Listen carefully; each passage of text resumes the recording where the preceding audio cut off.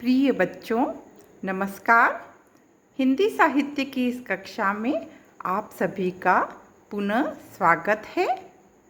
कल हमने रीतिबद्ध कवि आचार्य मतीराम की व्यक्तित्व, कृतित्व एवं काव्य वैशिष्ट्य के बारे में अध्ययन किया था। उसके माध्यम से आप मतीराम के कविता से अच्छी तरह से परिचित हो गए होंगे। आज हम उनके विभिन्न छंदों को पढ़ेंगे और उनके काव्य वैशिष्ट्य का अवगाहन भी करेंगे। मतीराम का पहला जो छंद दिया गया है इसमें वह इस प्रकार है। मैं इसका वाचन कर रही हूँ। आप सभी अपनी पुस्तकों को खोल लें और उसमें भी पढ़ते हुए व्याख्या को समझें। कि तेरी ओरे भांति की दीप सिखासी देह, ज्यों ज्यों दीपति जगमगे त्यों त्यों बढ़त स्नेह।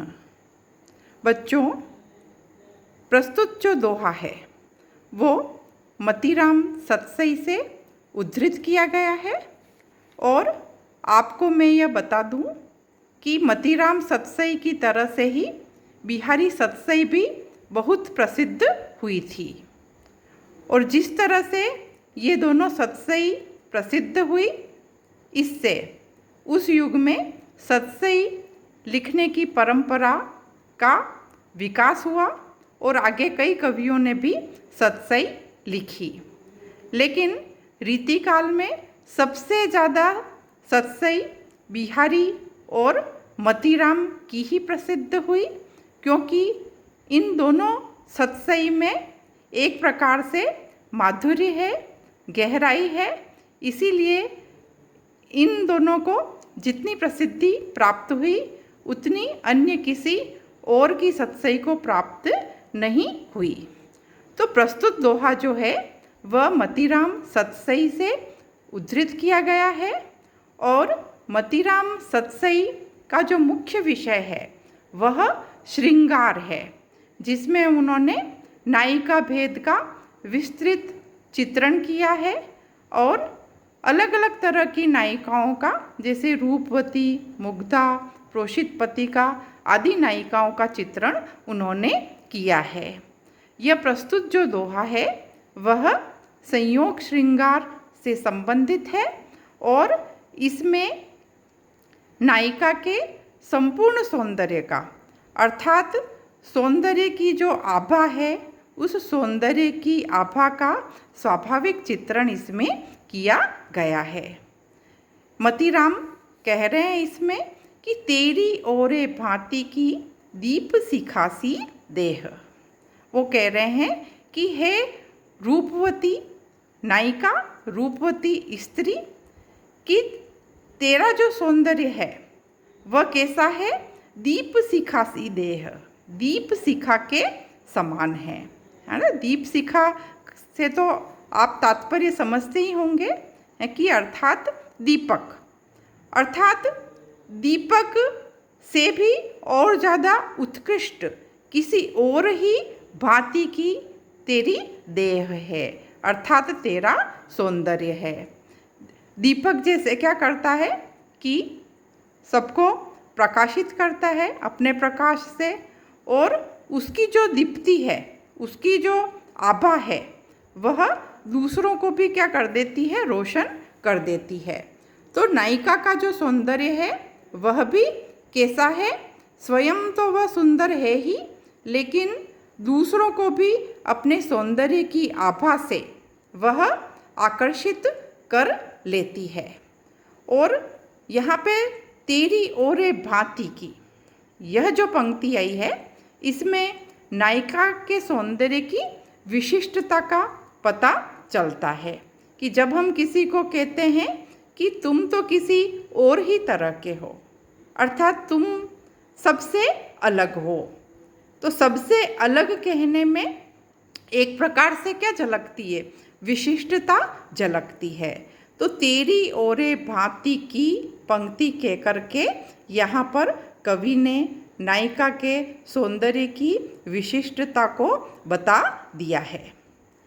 आगे कवि कहते हैं कि ज्यों ज्यों दीपति जगमगे त्यों त्यों बढ़त सने, अर्थात जैसे जैसे उस नायिका के सौंदर्य की आभा दीप्ति प्रकाशित होती है, वैसे वैसे क्या होता है, देखने वालों का स्नेह बढ़ता जाता है, देखने वालों का अनुराग बढ़ता जाता है।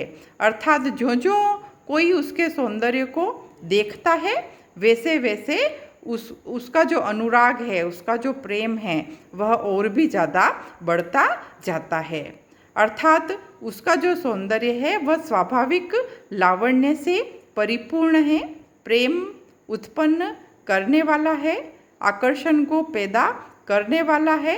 तो यहाँ पर सबसे बड़ी विशिष्टता क्या है इस छंद की, कि सौंदर्य की स्वाभाविकता का चित्रण यहाँ पर किया गया है, कि नायिका का जो सौंदर्य है वह कृत्रिम सौंदर्य नहीं है, बल्कि नायिका में एक स्वाभाविक सौंदर्य है, जैसे कि दीप शिखा में होता है, वैसा ही कृत्रिमता से परे स्वाभाविक लावण्य है, जिसके कारण जो भी उसे देखता है वह उससे अनुरक्त हो जाता है।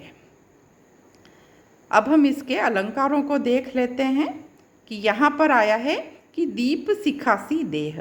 दीप शिखासी देह से क्या तात्पर्य है?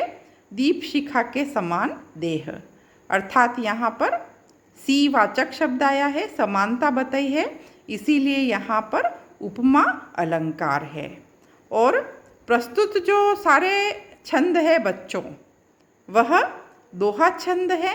आप सभी उससे सुपरिचित ही होंगे कि दोहा छंद जो होता है वह उसमें 4 चरण होते हैं और उसमें 13-11 पर यति होती है और कम शब्दों में अधिक कह देना ही दोहे की विशेषता होती है। इसीलिए इन्होंने दोहा छंद को अपनाया है। अब हम दूसरा छंद लेंगे कि पगी प्रेम नंद लाल के भरन आपु जल जाई, घरी घरी घर के तरे घरनी देत ढरकाई। प्रस्तुत छंद में बच्चों मतीराम ने यहाँ पर जो कृष्ण प्रेम में अनुरक्त जो नायिका है, उस नायिका के प्रेम का बड़ा ही सुंदर चित्रण किया है कि यह जो नायिका है वो कैसी नायिका है, मुग्धा नायिका है और कृष्ण के प्रेम में वह आकंठ डूबी हुई है और जो भी कार्य करती है तो उसमें कृष्ण का प्रेम कहीं न कहीं झलक ही जाता है। तो कहते हैं कवि कि पगी प्रेम नंद लाल के, कि यह जो नायिका है वह नंदलाल यानी कृष्ण के प्रेम में पगी है, अर्थात सराबोर है ना। पगी शब्द जो है वो एक प्रकार से प्रेम में सराबोर होने की स्थिति को बता रहा है ना, कि आकंठ डूबी है वो प्रेम में, है ना। और ऐसी जो नायिका है वह भरन आपु जल जाई, वह कहाँ जा रही है? पनघट पे पानी लेने के लिए जा रही है ना। पनघट पर पानी लेने जाना एक भारतीय संस्कृति में एक दैनिक जीवन का कर्म है, उसी का चित्र यहाँ पर कवि ने खींचा है कि वह जो नायिका है वह पानी भरने जा रही है और पानी उसने क्या किया है, अपने घड़े में भर लिया है।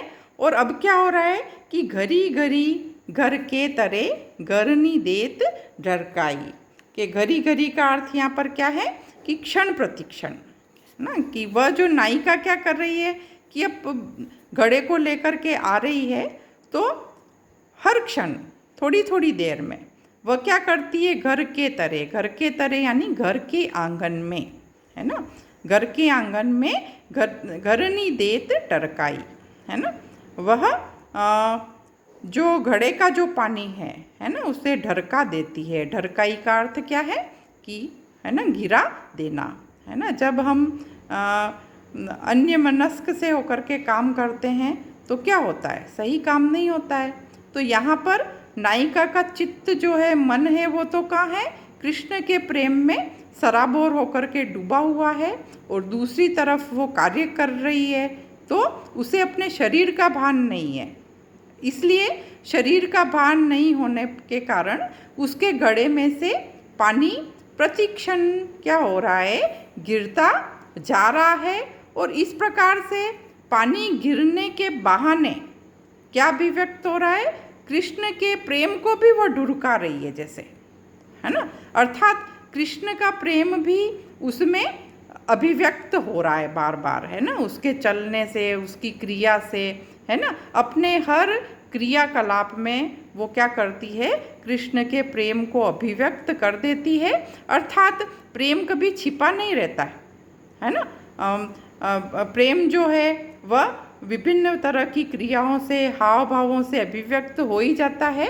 और यह नायिका तो फिर आकंठ डूबी हुई नायिका है प्रेम में, इसलिए यह अपने प्रेम को पानी के गिराने के माध्यम से उसका प्रेम जो है वह अभिव्यक्त हो ही जाता है, यह कवि यहाँ पर कहना चाहता है। तो अब हम इसके अलंकारों को देख लेते हैं कि पगी प्रेम नंदलाल के। पगी प्रेम में यहाँ पर शेकानुप्रास अलंकार है, और घरी घरी, घरी घरी यहाँ पर 2 बार आया है, इसलिए पुनरुक्ति प्रकाश अलंकार है, और छंद वही दोहा है। अगला जो छंद है वह है दीपे देह दीपति गयो, दीप बयारी बुझाए, अंचल ओट किए तऊँ चली नवेली जाए। कि यहाँ पर भी नायिका के सौंदर्य का जो आकर्षण है उसे अप्रतिम बताया है, अद्वितीय बताया है। कि यह जो नायिका है वह नायिका नवेली नायिका है, और अत्यंत सुंदर नायिका है।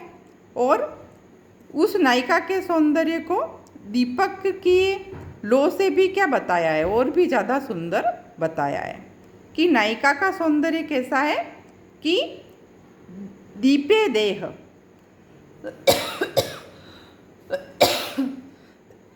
सॉरी, कि नायिका का सौंदर्य कैसा है, दीपक के समान उसकी देह है। और लेकिन दीपक को तो क्या करती है कि बयारी हवा क्या करती है, बुझा देती है ना। दीपक के प्रकाश को हवा चलती है तो वह क्या हो जाता है, बुझ जाता है। लेकिन ये नायिका के सौंदर्य का दीपक तो कैसा है कि हवा की बयार से भी वह नहीं बुझ रहा है ना। तो क्यों नहीं बुझ रहा है, क्योंकि वह अपने सौंदर्य को क्या कर रही है, आंचल की ओट दे करके चल रही है। क्यों चल रही है आंचल की ओट दे करके, क्योंकि यह नई नवेली नायिका है अर्थात है ना, लज्जा से परिपूर्ण है, और आंचल एक प्रकार से इसकी सुरक्षा कर रहा है, और इसके सौंदर्य को भी क्या कर रहा है, बढ़ा रहा है ना। इसीलिए इसके सौंदर्य को और भी ज़्यादा अप्रतिम बताया है। अर्थात इसका जो सौंदर्य है वह समाप्त होने वाला नहीं है, इसका जो सौंदर्य है वह स्थायी है, और ढकने से और भी ज़्यादा बढ़ने वाला है। इसमें दीपे देह दीपति में वृत्त्यनुप्रास अलंकार है, और दोहा जो है वह छंद है। धन्यवाद।